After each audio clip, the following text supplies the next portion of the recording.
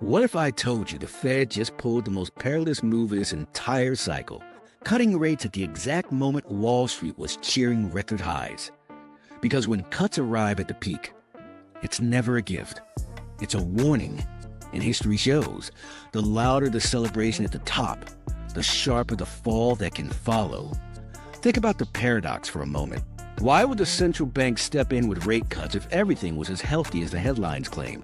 Why ease when unemployment remains low, when indexes are stretching to new peaks, and when corporate giants are swimming in capital? The answer is not comfort, but fear. Behind the glow of record valuations lies a slowdown too subtle for most to notice. Manufacturing data has rolled over. Credit card delinquencies have quietly crept higher. Small businesses report tighter access to loans. The Fed knows what's coming. And that's where the signal turns dangerous.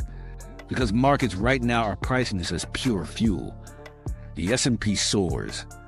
The NASDAQ rips higher. The Russell finally catches a bid. Traders see cheap money and hit the buy button.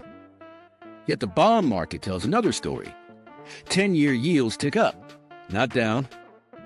That rise is a stress fracture in the facade. When long yields rise while the Fed is easing, it means investors are not buying the soft landing. They see inflation risk, or worse, fiscal cracks that rate cuts can't plaster over. There's a question hanging over all of this. In the past, insurance cuts have extended cycles. In 1995, the Fed trimmed rates mid-expansion, and stocks surged for years.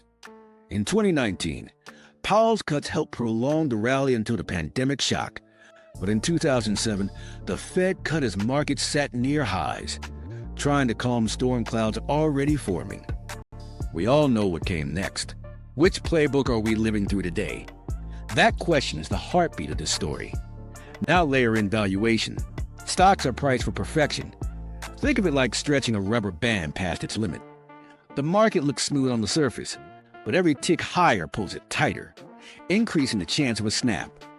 Forward multiples hover around 22 times earnings, a level reserved for boom times. That premium leaves no room for error. If profits stall, or if bond yields creep higher, the math behind these highs unravels fast. And remember, the gains are concentrated. A handful of tech titans are carrying the weight of entire indexes. If even one stumbles, the illusion of strength fractures overnight. So why did the Fed blink? Powell framed the cut as a response to a cooling labor market. Job openings are narrowing, and wage growth is easing. But what if that's not just moderation? What if the cycle is bending? Rate cuts are not medicine handed out when the patient is thriving. They are a preemptive strike, a sign the doctor sense an illness before symptoms become obvious. The public hears reassurance, but the markets are mistaking caution for confidence. Look closer at the contradictions. Stocks explode upward, yet credit spreads widen. Semiconductors rally on corporate headlines, yet regional banks quietly lag. The broad market still lacks real breadth.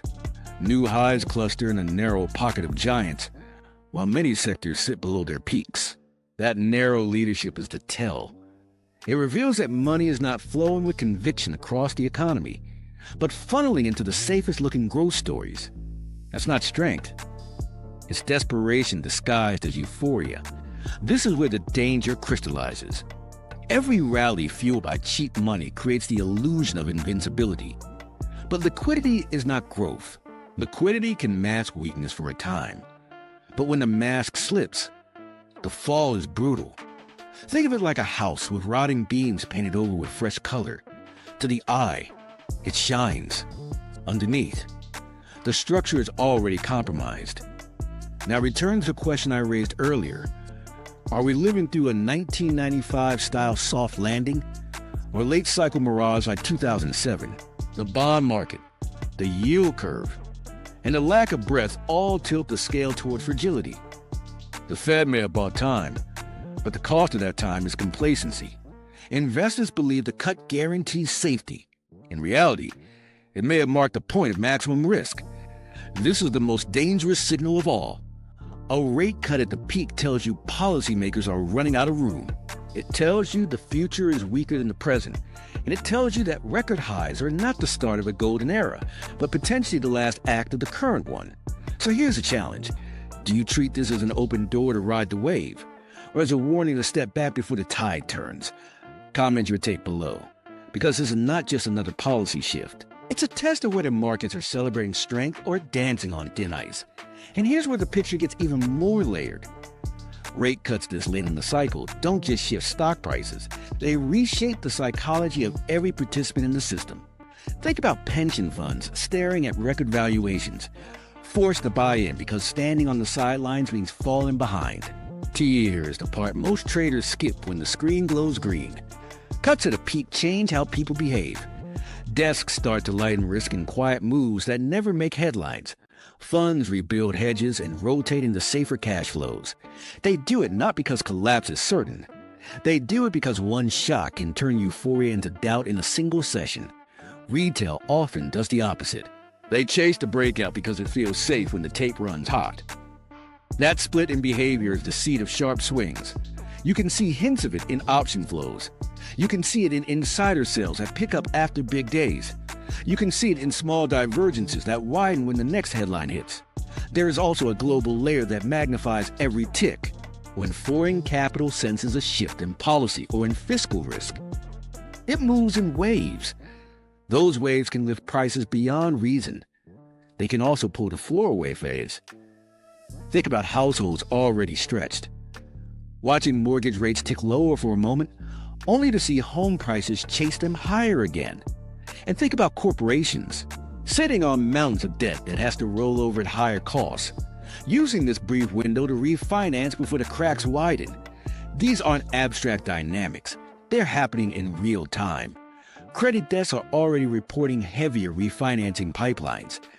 Housing markets in major cities are flashing hotter bids within days of the cut. Meanwhile, commodity prices are quietly grinding higher, a sign that liquidity is leaking into places the Fed doesn't want. Every one of these threads ties back to the same central paradox. You can cut rates and spark a party, but you can't dictate how long the music lasts or who's left standing when it stops. That's why the real signal isn't just the highs on the screen today, but the behavior of the players inside the system. When insiders start selling into strength, when CEOs use record stock prices to dump shares or push secondary offerings, that's when you know confidence isn't as deep as the headlines suggest. It's a tell, and it often shows up weeks before the market narrative shifts. And if you want to stay ahead of every twist in this unfolding story, subscribe now.